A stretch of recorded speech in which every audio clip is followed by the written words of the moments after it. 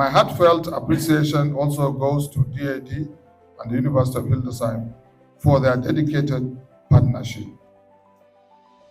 To our coordinators from Germany, Ghana, and Nigeria, your commitment and hard work have been instrumental, and I thank you sincerely.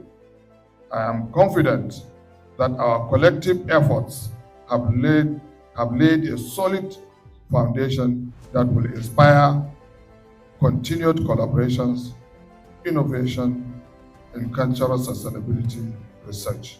I wish everyone a productive and memorable conference. Thank you. Our dedicated partners, scholars, and friends. You have already heard that Akwaba would be the typical word of welcome from Ghana.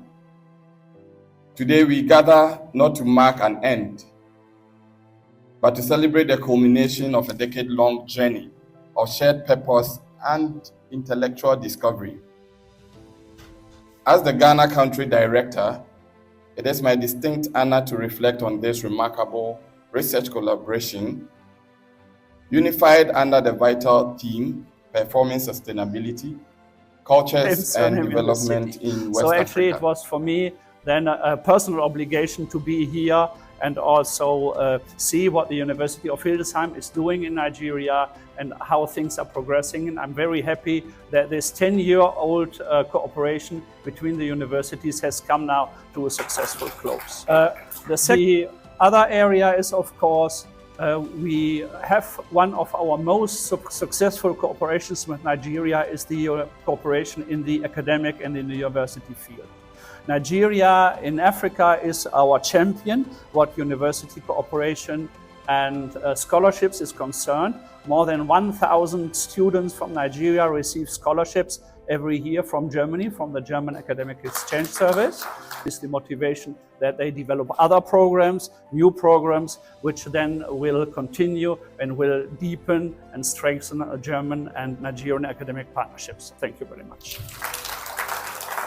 On journeys, and we were not quite sure are the ending or the beginning. I think some journeys will end here, others hopefully will begin. And when I think about our young colleagues, I prefer to focus on the beginning of the journey. As you all know, I'm an ethnomusicologist, or some of you know I'm an ethnomusicologist, and I spent many, many years in Nigeria and in Ghana. Actually, my journey to Africa started 46 years ago. I was quite a young man, totally silly, and I came, but ever since my journey was very, very closely related to these two countries. And my journey is coming to an end. What I did learn from one of the musicians I had a long interview with, I was sort of young academic trying to find out what is the aesthetics of what have you. And I said, what makes a good musician? And he told me, well, a good musician is a person who mentions those whom he has learned from, who has not forgotten what he knows. He mentions in his praise singing his teachers, his family, his ancestors, because that makes a good person, that makes a good musician. And of course, my question was, what is the aesthetics of good music? His answer was, a good person. And somehow this is a story which keeps coming up in my mind. What makes a good academic? Yes, somebody who is, first of all, a good person, somebody who acts morally, who is aware that he stands on or she stands on the shoulder of the predecessors, that we learn from each other. And this is somehow, for me, the one moment after 46 years and having experienced many teachers in Africa. It starts with the uncle of my dear colleague, Iram Fiabeji, who was the first colleague in Legon University who taught me on African music. But it goes as well on to many scholars in Maiduguri. Norbert Ziffer, who died this year, should be named. Some of you may know him, a great scholar in linguistics on Kanuri. Or William Seidensticker, who taught me the ethics of academic work. So I would like to mention them at this point where my personal journey somehow ends at this conference. And I feel It is a great opportunity to thank those whom I have learned from, and I'm very grateful to my students, the PhD holders, who did listen sometimes to what I taught in the lessons.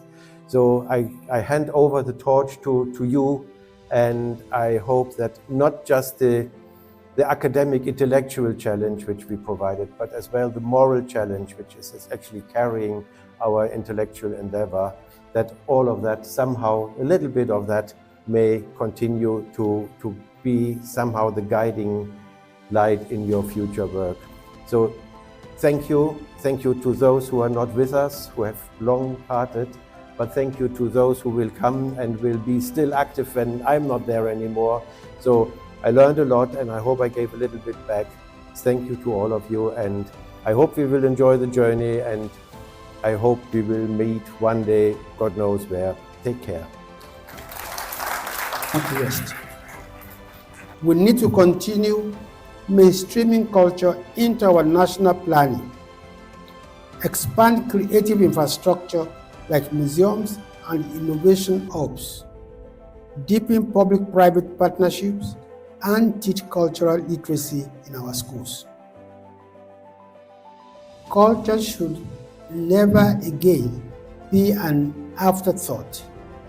It must be recognized as the fourth pillar of sustainable development, the one that binds all others together.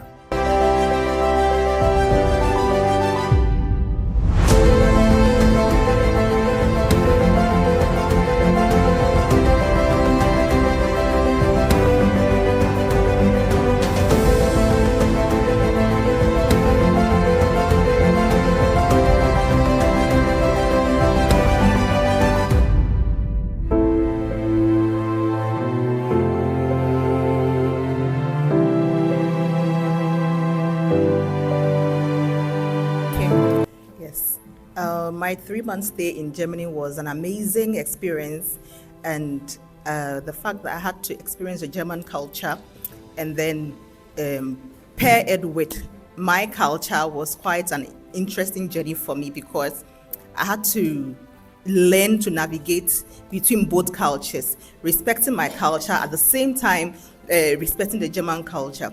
For instance, when we went to Germany, something interesting played out, and I saw the diverse cultures came into play, where we had an experience with communication. There was this communication issue that came up, and interestingly, I realized that it had to do with my cultural background versus the German cultural background. So when Professor Raymond came in, he asked us to reflect on certain things.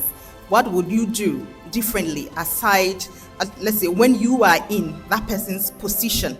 So I had to now reflect and go back and say, okay, let me put myself in this particular cultural context and see things from that particular perspective. It was when I started doing that kind of reflection that I realized that, okay, then it means that this is an issue of cultural interpretation. How I interpreted certain things from my Ghanaian cultural background, it was different from the interpretation the other person also had. And it also played out within the Nigerian context. So having this tripartite experience with the various cultures, it was quite a rich experience for me, and it hammered one particular thing for me: developing the intercultural mindset and the intercultural competency to be able to tolerate and then accept other cultures. Okay, the differences that exist within other cultures. That was one of the highlights for me during my stay in Germany. Like the lecture series that we got to attend, we were going to learn to meet new people, and then we attended conferences and workshops where we met people from other disciplines who were working on things that were maybe related to what we were doing. For instance, we went to this conference that Prof.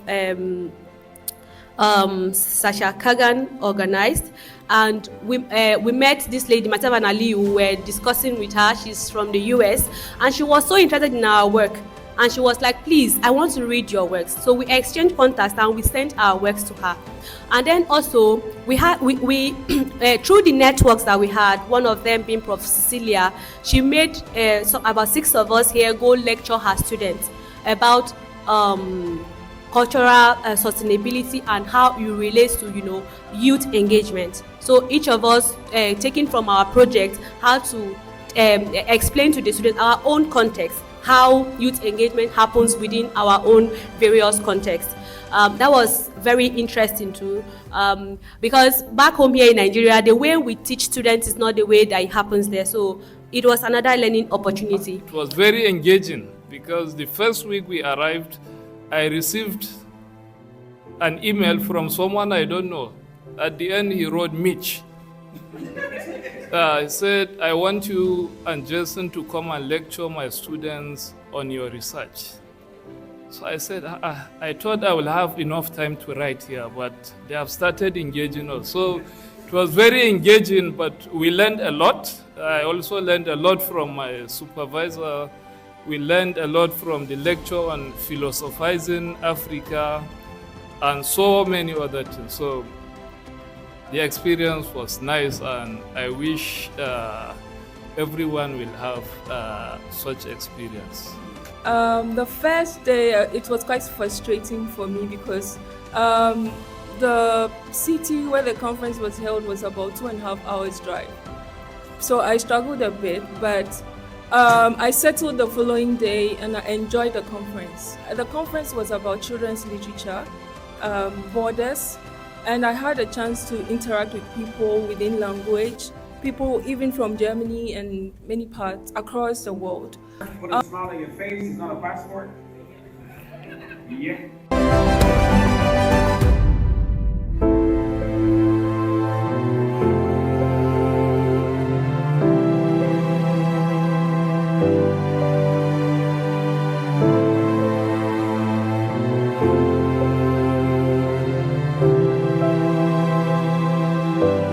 Are popularly known with our card. We have different types of cards. Dukan, we call it Dukan in the Shua language. But the Kanuri people used to call it cards. Sheikhu me amana ne, Sheikhu merna kuma Sheikhu me dabara ne, Sheikhu merna kuma me amana.